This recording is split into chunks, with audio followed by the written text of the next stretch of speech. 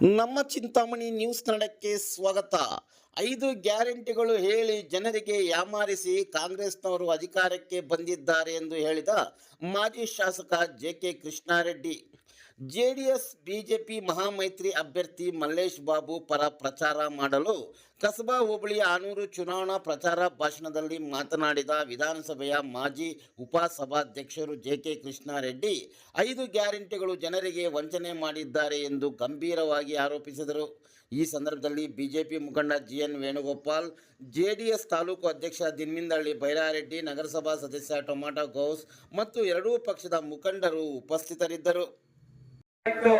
ಇವತ್ತು ಅದನ್ನ ಎಷ್ಟು ಪಟ್ಟು ಮಾಡಿದ್ದಾರೆ, ಜಾಸ್ತಿ ಮಾಡಿದ್ದಾರೆ ಅಂತ ಹೇಳಿದ್ರೆ 3 ಪಟ್ಟು ಜಾಸ್ತಿ ಮಾಡಿದ್ದಾರೆ.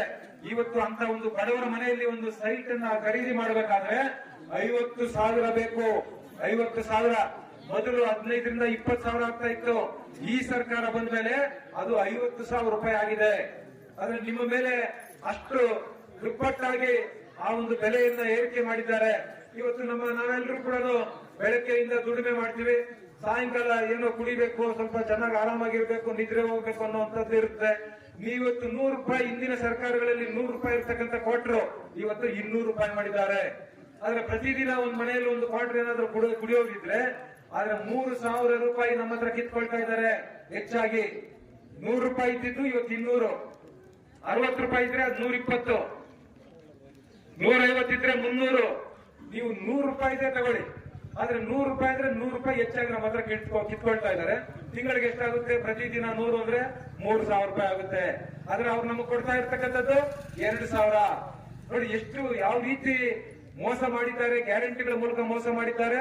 ಮತ್ತು ಆ ಗ್ಯಾರಂಟಿಗಳಿಗೆ ಯಾವ ರೀತಿ ನಮ್ಮ ಹತ್ರನೇ ಕಿತ್ತು ಅವ್ರು ನಮಗೆ ಕೊಡ್ತಾ ಇದ್ದಾರೆ.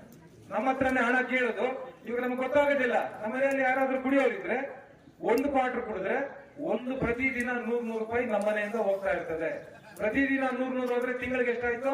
3,000 ಆಯ್ತು. 3,000 ರೂಪಾಯಲ್ಲಿ ನಿಮ್ಗೆ ಕೊಡ್ತಕ್ಕಂಥದ್ದು 2,000. ನಿಮ್ಗೆ ಈ ತಿಂಗಳು ಎಲ್ರಿಗೂ ನನಗೆ ಗೊತ್ತಿದ್ದಂಗೆ ಪ್ರತಿ ತಿಂಗಳು ಕೂಡ ಬರೋದಿಲ್ಲ. ಕೆಲವರು ಈ ತಿಂಗಳು ಬರುತ್ತೆ, ಕೆಲವರು ಮುಂದಿನ ತಿಂಗಳು ಬರುತ್ತೆ, ಇನ್ನೊಂದು ತಿಂಗಳು ಬರುತ್ತೆ. ಈ ರೀತಿ ಮಾಡ್ತಾ ಇದ್ರೆ ಅಂದ್ರೆ ಎಲ್ಲೋ ಒಂದ್ ಕಡೆ ಇದು ವಂಚನೆ ಮಾಡಿರ್ತಕ್ಕಂಥದ್ದು. ಜೊತೆಗೆ ಇವತ್ತು ನಮ್ಮ ಸಂಸದರು ಹೇಳ್ತಾ ಇದ್ರು, ಇವತ್ತು ಎಲ್ಲಾ ಕಡೆ ಕಾಂಗ್ರೆಸ್ನವರು ಇವತ್ತು ನಾವು ದಲಿತರ ಪರವಾಗಿರ್ತಕ್ಕಂಥ ಸರ್ಕಾರ ಅಂತ ಹೇಳ್ತಾರೆ, ರೈತರ ಪರವಾಗಿರ್ತಕ್ಕಂಥ ಸರ್ಕಾರ ಅಂತ ಹೇಳ್ತಾರೆ. ದಲಿತರಿಗೆ ಯಾವ ರೀತಿ ದೋಖ ಮಾಡಿದ್ದಾರೆ ಅನ್ನುವಂಥದ್ದನ್ನ ನಾನು ನಿಮಗೆ ತಿಳಿಸ್ತೇನೆ, ದಯಮಾಡಿ ತಿಳ್ಕೊಬೇಕು. ಇವತ್ತು ದಲಿತ 11,300 ಕೋಟಿ ರಿಸರ್ವೇಶನ್ ಇಟ್ಟಿದ್ರು. ಅಂದ್ರೆ ಪ್ರತಿ ವರ್ಷ ಯಾವುದೇ ಸರ್ಕಾರ ಇದ್ರೂ ಕೂಡ ಆ SC/ST ಜನಾಂಗಕ್ಕೆ ಅವ್ರ ಡೆವಲಪ್ಮೆಂಟ್ಗೆ ಮೀಸಲಿಟ್ಟಿರ್ತಾರೆ. ಆದ್ರೆ ಈ ಹಣವನ್ನ ಈ ಗ್ಯಾರಂಟಿಗಳಿಗೆ ಬಳಸಿದ್ದಾರೆ. ಈ ಹಣ ಯಾಕೆ ಬಳಸಬೇಕು, ಏನಕ್ಕೆ ಬಳಸಬೇಕು ಅಂದ್ರೆ SC/ST ಜನಾಂಗದ ಮಕ್ಕಳು ಹಾಸ್ಟೆಲ್ಗಳಲ್ಲಿ ಓದುವಂತದಕ್ಕೆ, ಹಾಸ್ಟೆಲ್ಗಳನ್ನ ನಿರ್ಮಾಣ ಮಾಡುವಂತದಕ್ಕೆ ಈ ಹಣವನ್ನ ಬಳಸಬೇಕಾಗಿತ್ತು.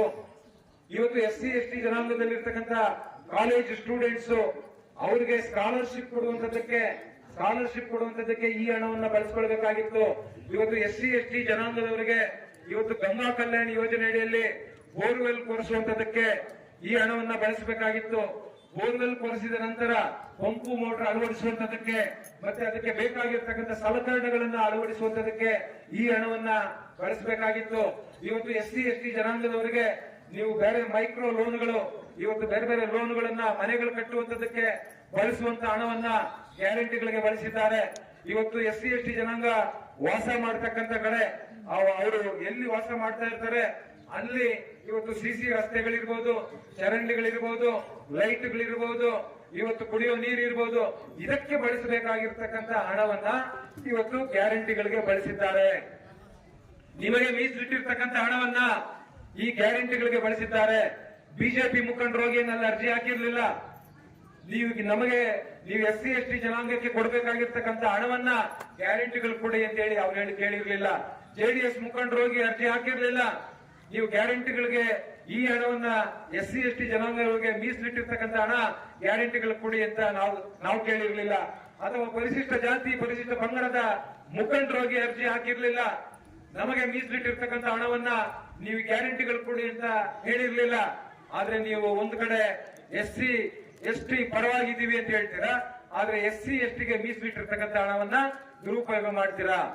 ಸಿದ್ದರಾಮಯ್ಯನವರು ನಾನು MLA ಆಗಿದ್ದೆ, ನಾನು MLA ಆಗಿದ್ದಾಗ ಒಂದು ಕಾನೂನು ತಂದ್ರು, ಈ SC ST ಜನಾಂಗಕ್ಕೆ ಮೀಸಲಿಟ್ಟಿರ್ತಕ್ಕಂಥ ಹಣವನ್ನ ಯಾರಾದ್ರೂ ದುರುಪಯೋಗ ಮಾಡಿದ್ರೆ, ಅಧಿಕಾರಿಗಳಾಗ್ಲಿ ಜನಪ್ರತಿನಿಧಿಗಳಾಗ್ಲಿ ದುರುಪಯೋಗ ಮಾಡಿದ್ರೆ ಅವರನ್ನ ಜೈಲ್ ಕಟ್ಟಬೇಕು ಅಂತ ಹೇಳಿದ್ರು. ಜೈಲ್ ಕಟ್ಟಬೇಕು ಅಂತ ಹೇಳಿ ಒಂದು ಕಾನೂನು ತಂದ್ರು.